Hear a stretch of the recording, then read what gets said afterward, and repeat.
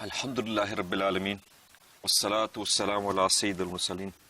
Amma ba'd, fa'udhu billahi minash shaitanir rajeem. Bismillahir Rahmanir Rahim. As-salatu wassalamu alayka ya Rasulullah. As-salatu wassalamu alayka ya Wa ala alika wa ashabika ya Habiballah. wa ala alika wa ashabika ya As-salatu wassalamu alayka ya Nabiyallah. As-salatu wassalamu alayka ya Nabiyallah Wa ala alika wa ashabika ya Nurallah. wa ala alika wa ashabika ya Nurallah. My dear Islamic brothers and viewers of Madani Channel, welcome to this episodes of Street Life. And inshallah, in this episodes of Street Life, in this silsila, we're going to discuss those topics that are affecting the youth of today on virtually every street corner. But inshallah, before we discuss and introduce the topic, we're going to begin with the blessing of reciting Durud Pak upon the Prophet of Allah sallallahu alaihi wasallam.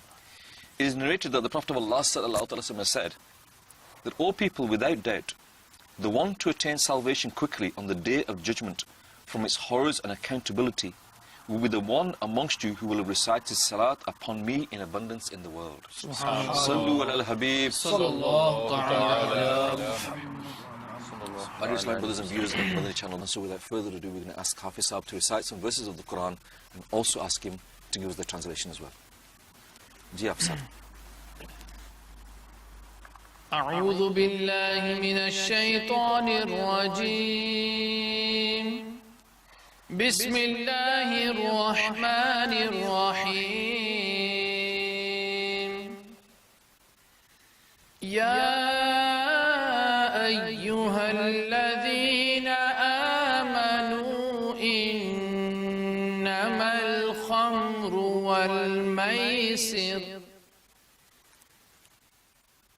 والميسر والأنصاب والأزلام رجس من عمل الشيطان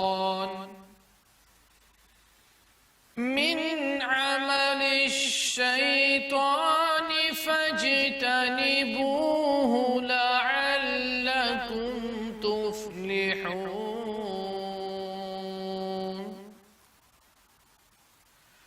إنما يريد الشيطان أن يوقع بينكم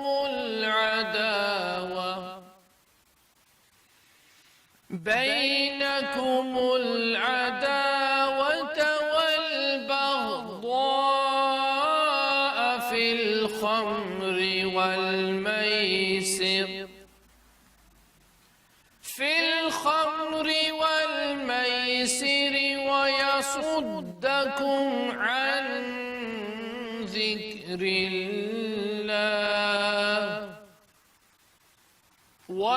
ويصدكم عن ذكر الله وعن الصلاة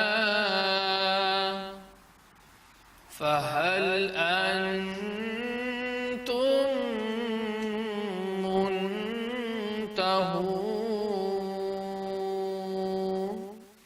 آمنت بالله صدق الله العظيم. Translation from Kanzul Iman. O people who believe, wine and gambling and idols and the darts are impure, the works of shaitan. Therefore keep avoiding them so that you may succeed. The devil only seeks to instill hatred and enmity between you with wine and gambling, and to prevent you from the remembrance of Allah Azza wa Jal and from prayer. So you have desisted. Sadaqallahu al-Azim. My dear Islamic brothers and viewers of Madani Channel, you've just listened to a few verses of the Holy Quran with the translation. My dear Islamic brothers and viewers of Madani Channel, we need to make a habit of reading the Quran on a daily basis. Amir al-Sunnat in his Madani Namad Khadi guides us and instructs us to read at least 3 verses of the Quran with the commentary, with the translation on a daily basis. And inshallah, by making this a habit, you will see a change in yourself and a change in the people around you as well. Before we actually introduce the topic in this episode of Street Life, we're going to listen to a naat in praise of the Prophet of Allah sallallahu alaihi wasallam, and then we'll get onto the topic. Ji Huzur, what have you got for us today? Sallu ala al-Habib sallallahu ta'ala ala Muhammad sallallahu alayhi wa sallam. حبیب خدا کا نظارہ کروں میں، حبیب خدا کا نظارہ کروں میں، دل و جان ان پر نثارہ کروں میں، حبیب خدا کا نظارہ کروں میں، دل و جان ان پر نثارہ کروں میں۔ یہ ایک جان کیا ہے اگر ہو کروڑوں، یہ ایک جان کیا ہے اگر ہو کروڑوں، تیرے نام پر سب کو وارا کروں میں، تیرے نام پر سب کو وارا کروں میں، حبیب خدا کا نظارہ کروں میں، دل و جان ان پر نثارہ کروں میں، حبیب خدا کا نظارہ کروں میں، دل و جان ان پر نثارہ کروں میں۔ میرا دین و ایمان فرشتے جو پوچھیں، میرا دین و ایمان فرشتے جو پوچھیں، تمہاری ہی جانب اشارہ کروں میں، تمہاری ہی جانب اشارہ کروں میں، حبیب خدا کا نظارہ کروں میں، دل و جان ان پر نثارہ کروں میں، حبیب خدا کا نظارہ کروں میں، دل و جان ان پر نثارہ کروں میں۔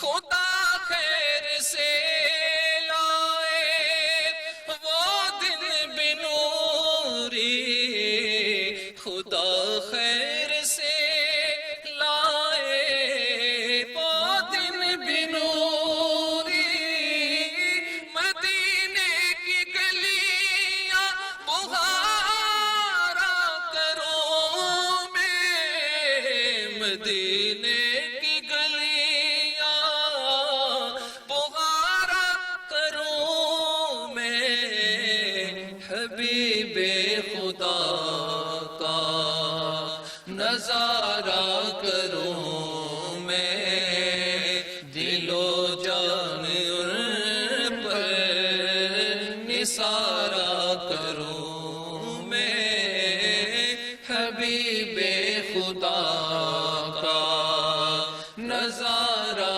کروں میں، دل و جان ان پر نثارہ کروں۔ آمین آمین صلو علی الحبیب صلی اللہ تعالی علی محمد۔ My dear Islamic brothers and viewers of Madani Channel, you're watching Street Life. As we mentioned at the beginning of the program, in Street Life we discuss those topics that are affecting those people that are on the street, which is invariably the youth. And many things are happening to the youth today, and we need to realize what is happening and try to come up with a solution. At the beginning, Hafiz Saab recited a few verses of the Quran, and in it he mentioned that gambling is a work of shaitan. And that gambling is also there for shaitan to put enmity between ourselves. So the topic that we're going to discuss today is gambling. And it's such a wide and varied topic, and it's one of those topics that's not just affecting those people that are on the street, our youth of today that they're wandering and you know, they're doing these sort of things, but it's affecting every aspect of our life. And so really it's such a topic that, and obviously I don't know where we're going to start with this topic, because it's not only affecting those people that are on the street, it's affecting people that are on the home, it's affecting people that have got this, you know, this PC tablet in front of you, it's affecting every single person can be affected by this.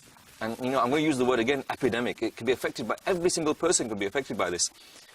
And I don't know where to start on this one, to be honest. Well, I mean, how does it start? It starts often with just a little bit of trying, a little bit of musty, you could say. You know, a little bet here and there, a little bit of... and it gives an enjoyment, doesn't it? Because there's a risk. You're putting money on the line, you're putting something on the line, and there's a buzz. Chance, a buzz. I might win, I might lose. And, you know, the first time you might lose 10 pence, £1, £5, £10.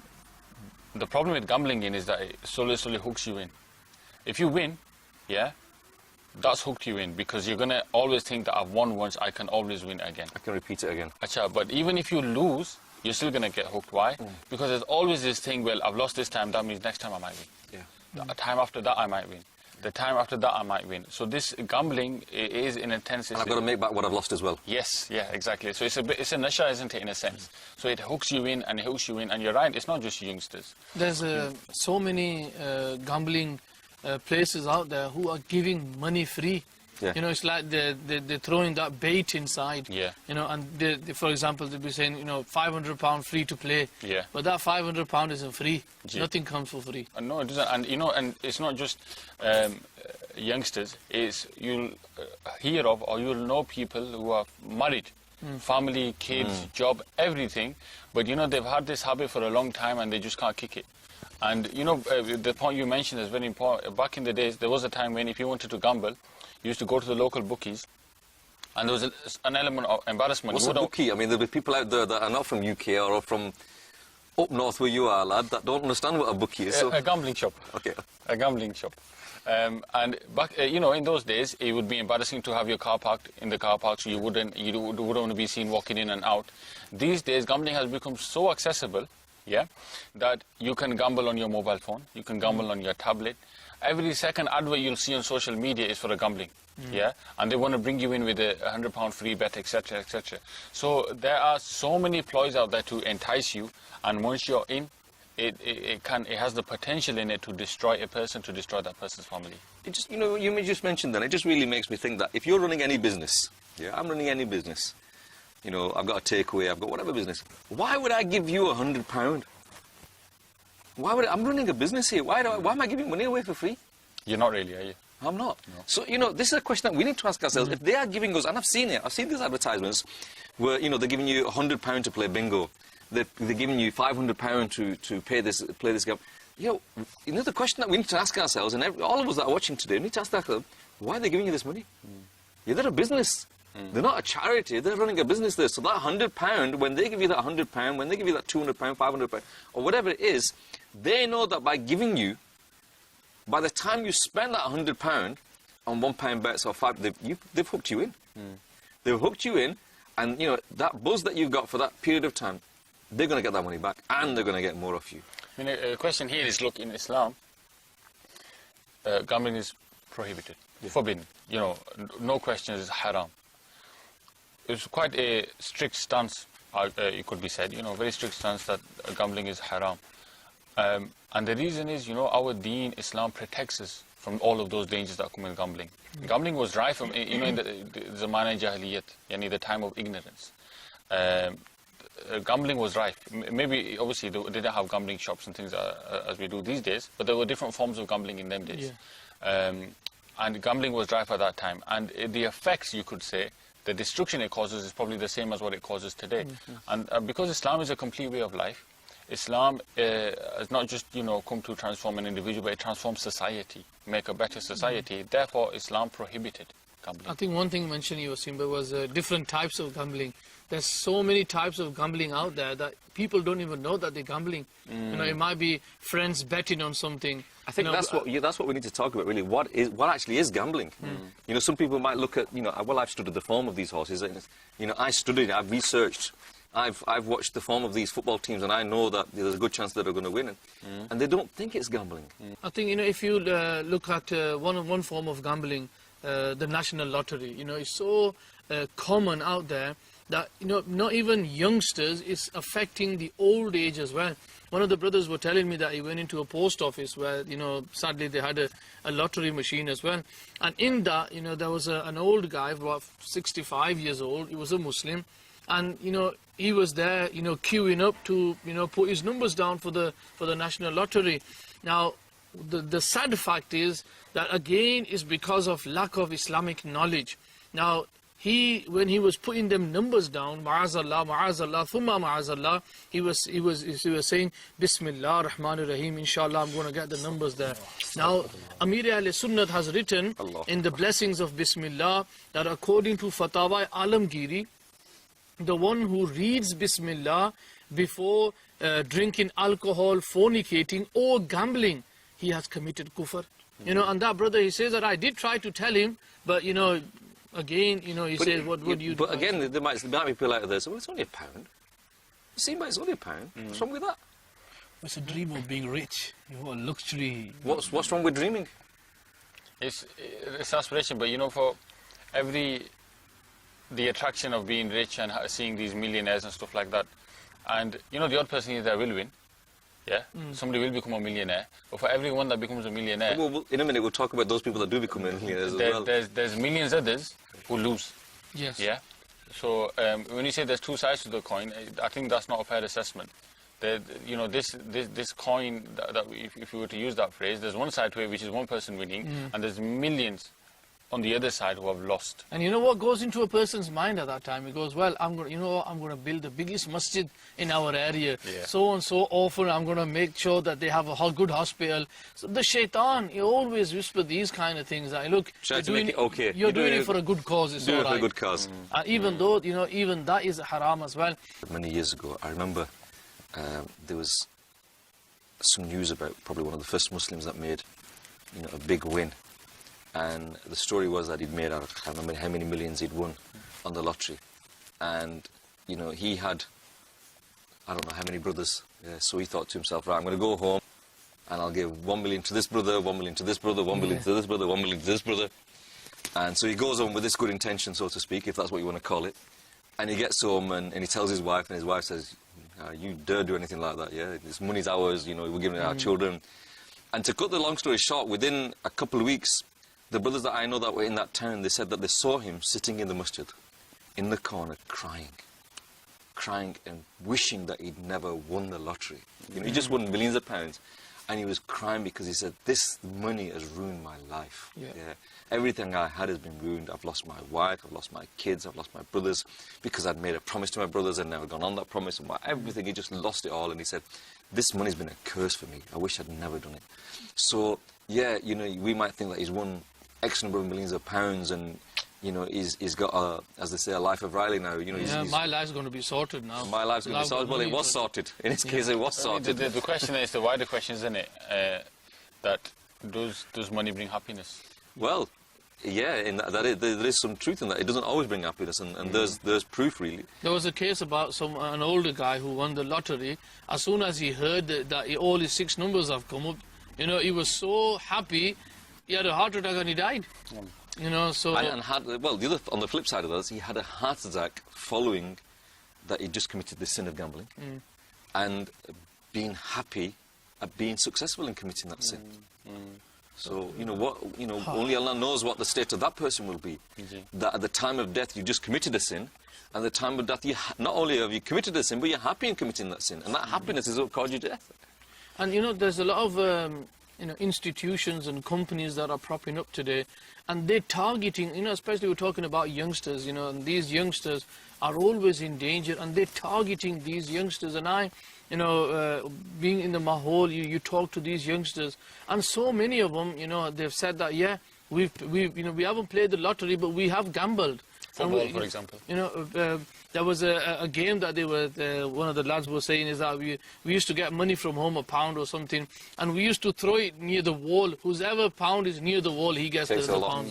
So, even kids are playing these games, and sadly, the parents are encouraging them. Oh, it's harmful fun. We're the ones who giving them that money. So, the shaitan always, keeps on whispering in their minds that what you're doing is okay. The problem is that the public, when we see something's common, it's happening out there, everyone's doing it, we think that's right. Yeah. But our mindset should be different. We are Muslims, alhamdulillah. We need to know we should look at it from the frame of mind as a Muslim. What does Sharia, what does Islam say about this? And what is Islam saving us from? I'm thinking that some of the stories you read, there was one guy in a city famous for gambling, for his casinos and stuff. And that guy, he betted, won some money back, next time lost it. And that environment encourages you to gamble all night. And he gambled all night. And it says that in that one night he lost 4 million of his currency, whatever country he was from. 4 million he lost that night. And the story hit the papers. Why? Because that following morning, the early hours of the morning, he'd been gambling all night. He went into the local woods and he shot himself, he killed himself. Yeah. Look what, and then we started with the point that Islam is forbidden, it's haram. Look at what deen is saving us from. There's a reason for it being haram. Earlier we mentioned that it's a work of shaitan. How is it the work of shaitan? It's because the shaitan, I assume that the shaitan, because, the wider picture, the shaitan doesn't want our money, he doesn't want, the thing is after is our iman. He wants our iman, and these are the ways or the traps of the shaitan that he'll put you into that trap, and then a person, he'll keep on falling into it. It takes you away from your deen, doesn't it? Yeah. I've taken the gambling person, every time he gets a bit of money, and we said sometimes family money, isn't it? People at home, they've got family and everything to look after, they've got futures to invest in. Their kids might go to university, they could buy a bigger house, but every time they have spare money, that person, he could spend that on his kids, he could spend that on his family, he could spend that on his parents, but what is he doing? He's going and spending that at the bookie. It's a drug. Yeah. It's a drug. Yeah. Mentioning that, he might have lost everything at home, but there are some people out there who even betted on their children and wives. They've lost everything. And the thing is, we need to understand when Allah Ta'ala mentions in the Quran that the rijsu min amali shaitan, that this is the amal of the shaitan, and inna shaitana lil insani aduvum mubin, shaitan is our open enemy. That should be enough for us to bring us back. But again, because the shaitan, he wants something more important than our money or this, he wants our iman. And we need to understand, and then, how a person will start going into this. I know of an Islamic brother, alhamdulillah, he's mashallah been away from this. Because of coming into the mahol of Dawat Islami, he's understood, he's realized. I think one important aspect that you brought up, Tawfiq, by earlier on was that as Muslims, we need to differentiate between what is acceptable within society and what is acceptable within the deen of Islam. And a topic like gambling, in many societies in the West, there's nothing wrong with it. Nothing wrong. It's not illegal to gamble. In fact, the society it's promoted. They promote it. I mean, every time there's a big football match, every time there's a big cricket match, they talk about the odds. The statistic, yeah. Because it's so kind of ingrained that people will be betting on this. And it's linked, isn't it, with things that, so a lot of youngsters are really into sport. Yeah, cricket, football, these kind of things. And look how, closely associated gambling is with sport. And, it's that thing, isn't it, that that's where you might get hooked in. And look at where it could potentially lead. That even when you want to leave, you can't leave it. Yeah? Ek cheez hai that one of the reasons why people get hooked on is because it's just a little tryout, it's a little musty, answering your first question. One of the other reasons is love for dunya. There's a dream, this hope that one day I'm going to be rich, I'm going to be a millionaire, and there's going to be a brand new car parked in my drive. Yeah, easy money and all this. So love for muhabbat for mal, for dunya. Yeah, and here there's a hadith park of the Prophet sallallahu alaihi wasallam that I want to share with you. Narrated by Sayyidina Abu Hurairah radiyallahu ta'ala anhu.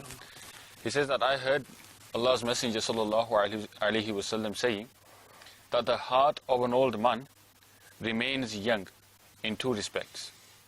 His love for the world, yani his wealth, amusements and luxuries, and his incessant hope for the future. And Admi gets old, his heart remains young in two things, love for dunya and his hope is incessant hope. Any love for dunya, and this is one of the things, isn't it, that leads you to other ways of you think, well, I'm only earning a set wage from my factory job, from my 9 to 5 in the call center. Yeah, I'm never going to become a millionaire like this. You know, it's such a bad thing that the Prophet ﷺ, he mentions in one of the hadiths. The mafhum is that the one who gambles is like dipping his hand in the flesh and blood of a swine. And that's how, you know, a suwar, a pig. No one wants to associate themselves with a pig, but the Prophet ﷺ, he says that that person is such a filthy person that he's put his hand in the flesh and blood of a pig. And the other thing as well, you know, everything else said about the side effects and the consequences, stuff like that. You know, Tika, you win from it. Yeah? It's haram money. You know, you're going to feed haram to your children. But you're going to wear haram. But the thing is, Wasim, but I don't think people win in that sense. You know, I was just thinking now that, you know, we've just, in recent years, we've had an economic slide all around the world, yeah? And people have gone out of business. How many bookies, as you call them, have gone out of business? How many gambling shops have gone out of business? They've increased, Khalid. Exactly, they don't. None of them go out of business. They don't. You never hear that you know, a bookmaker's gone bankrupt. You never hear that a gambling shop's gone bankrupt. You never hear that someone has got these, you know, fruit machines, as they call them. I mean, that's it just makes you think, fruit machines. They call them fruit machines. You never hear that they've gone bankrupt. In fact, I mean, if you look at studies since the recession, yeah, in high streets, in town centres, shops have closed, businesses have gone out of business, and often what has replaced them is gambling. It's fruit machines. Places, yeah. And then, you know, with the shops on the high street, now because, you know, they were saying that they've done a research where, you know, is it that they can target the people, and it's like you said, on your mobile phone, so everything's there on the mobile phone. But I think this proves one of the early points that we were making, which is that gambling is a drug. Yeah, recessions happened, people have cut back. You spend less on luxuries, yeah. You go to the supermarket, and when you used to get the top brand, you get the slightly lower brand. Why? Because your wages have increased. Inflation is gone up. Your wages are increased, so you've got less money in your pocket, so you spend less, yeah. Okay, how is it that in that environment, yeah, gambling shops are on the increase? Because you're not in control there, yeah. But then gambling shops give you that hope. The sense would say, look, you've got less money, don't gamble it, you can't waste it, yeah? But what it is, it's a drug, isn't it? It's this thing, oh, well, I might win. There's another concerning issue that we need to tackle as well, that as a general public, you know, we don't see as a problem. Because in our society is legal, we don't see it as an issue, we don't see that it's happening. But in reality, it is happening. Yeah. And we don't, like for example, alcohol, drugs and weed, whatever, we know that's an issue, we are already concerned. But with gambling, we don't take it that way. But you know, the thing is, once you mention it, yeah, in Alhamdulillah, Dawat Islami is one of those organizations that identifies problems, talks about them openly, and provides solutions as well. And we've attended ijtimas of Dawat Islami where this has been mentioned, it's been discussed. And you know, when it is discussed, you'll get some brothers who'll come up to you at the end, and they'll be like, you know what, so true what you were talking about. I was there, or my friend was there, and we've lost thousands, we've lost cars, we've lost houses in gambling. When we talked about drugs, and you said that the symptoms, that the symptoms are that the mood swings, the symptoms are that they're not spending time with the family, the symptoms are the health effects, the appetite, and all these things. What are the symptoms that we can look out for in gambling? I think one of them is going to be, it's going to result in financial problems, isn't it? A person looking to borrow money. They ask money, don't they? Yeah. Yes, looking to borrow money, taking money from here, there. And, you know, slowly, such people begin to get recognized. Yeah, if there's a person, he asks for money from one person, but don't tell nobody. That person won't tell nobody. They have a story as well. They make it feel that. And then he'll say, I'll pay you back in 3 months, I promise to pay you back in 6 months, stuff like that. Tika, he won't tell anybody. He'll say, take the loss. Okay. He'll go and ask somebody else. You know, slowly, he'll probably ask the same people, and people talk, people live in the same area, etc. That person slowly will borrow up, and that is a sign. That is a sign of somebody who's not got control of his money. Yeah? And I come back to that same point. You know, with anything else, everybody would love to have a brand new car, with air conditioning, with the latest sat-nav, with the latest, you know, leather seats and everything, yeah? But obviously you buy according to your pocket, yeah? You go into a supermarket and you only put that kind of things in the trolley that you know you have the money for in your wallet or on your card, yeah? Gambling is such a thing that it makes you do those things. You know you haven't got the money, but you'll find a way to get the money of somebody else so that you can gamble and satisfy this desire inside yourself. I think that's where, when in terms of the dunya, yeah, look at the person below you. In terms of the deen, look at the person above you. You know, so when it's the dunya, look at the person below you. You're crying out for a good car. There's millions of people who, cry for water. Allah. We're crying for the latest tablet. There's people out there who don't even get food to eat. So always look below you. There's millions of people out there who are crying, who are in danger. So many millions of lives are lost every year because of starvation. And if we learned to be content with what we have, yeah, and if you look back in your life at that time when you had less, you might have not had the best car, you might have not had all of these facilities you have today, but maybe back then life was more simple and probably life was happier. Yeah. A lot of people talk about, even the youngsters now. I've recently been to Pakistan, and we had a group of youngsters and saying, we've heard from our grandparents, they had so much love, and today, I don't even talk to my brother. So there was less money, but there was a lot of love. The narration which comes to my mind, the summary of it is that there are two types of greedy people out there whose greediness does not finish. And the first type of people are those who are greedy for wealth. So the more wealth a person will have, the more he wants. It's never enough. It's never enough. And the other type of greedy person is a person who is greedy for knowledge. Allah. The more knowledge you will have, he wants more. The moon to climb. Subhanallah. It's an ocean, isn't it, knowledge? Yes. I think coming towards kind of a conclusion, a summary, is that, the temptation, of course it's a temptation, it's always going to be there to become rich instantly, yeah? But from my point of view, the thought I want to leave our viewers of Madani Channel with is that, okay, you might win, and the temptation might be there to buy that brand new car and the new house, and some for your parents, some for your kids, or just not even use it yourself, invest it for somebody else. The question let's ask ourselves is, at the end of the day, this is haram money. Yes. Yeah? Do I really want to buy a new house for my parents? Do I really want to buy a nice car for them? Do I really want to send them to Hajj with, at the end of the day, haram money? Do I want to put haram money inside myself, inside my children? Yeah? And risk, Allah na kare, that you get some problem in your life, or you have some situation, some illness, and then 10 years down the line you think, only if I didn't bring that haram money to the house. So the effect of that haram money, you might not see it today, but you'll see it tomorrow. Yeah. My dear Islamic brothers and viewers of Madani Channel, you've been watching Street Life, and today we've discussed the topic of gambling. And, we realise that it's an easy fix. Sometimes people may think it's an easy fix that we can make money very, very quickly. But as we discussed today, and we've proven today, that money doesn't buy happiness. Yeah? And even if you do make that money, it doesn't guarantee you anything. My dear Islamic brothers, one question I'd like to leave you with today, that if you were to leave your children with £1 million when you die, and when you get in that dark and lonely grave, how will that £1 million, benefit you? Yeah? But if you leave your child with the love of the Prophet of Allah sallallahu alaihi wasallam in his heart, if you leave your child that he is living his life according to the sunnah of the Prophet of Allah sallallahu alaihi wasallam, if he's praying his namaz 5 times a day in the masjid, and you leave him with very little wealth, just for argument's sake, you answer the question yourself. Will you or will you not benefit in that dark and lonely grave? I think this is what we need to realise. We need to realise where our priorities are. Yes, we need money. Money is our majburi, yeah? Money isn't our maqsad. We need to live in this dunya, yes. In the same way that a ship has to cross the sea, yes, we have to be in this dunya. But when the sea starts coming inside the ship, when the dunya starts coming inside the ship will sink. And this is what we need to realise, that yes, we are in this dunya, we have to live in this dunya, but we have to protect, ultimately, our iman. I think one thing, Khalid, I just want to add here. Okay, someone, inshallah, has been listening to this mukalama, this discussion, and he might be thinking, I did wrong. I'm not going to bet anymore. That's it. Whatever I've done is enough. But that's not enough, though. Allah Hazrat Imam Ahl Sunnah radiyallahu ta'ala anhu, he writes that whatever money you have gambled and you won that money still stays haram.